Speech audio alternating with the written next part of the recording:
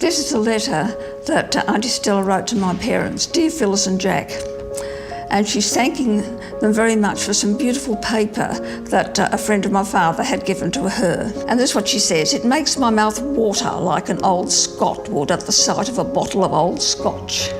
This is just something very special. I think the lasting legacy of the Miles Franklin Award on the Australian literary landscape is really the visibility it gives Australian authors. Miles had suffered herself as an author. She realised the struggle of creativity, of publishing, of getting her works out there.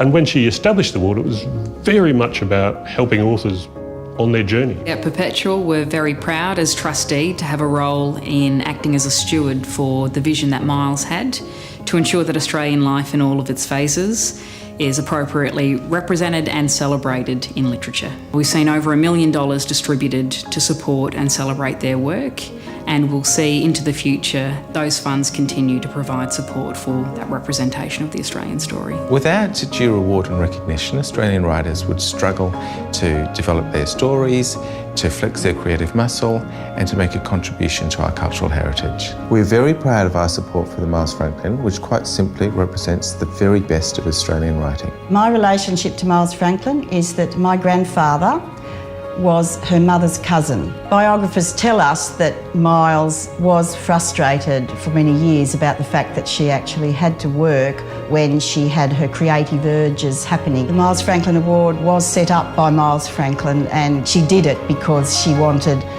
the next generation of young writers to have more freedom and more financial support than had been around in her time. Miles Franklin was my mother's first cousin. I think she would be very proud of the fact that the Miles Franklin Award has developed in the way it has.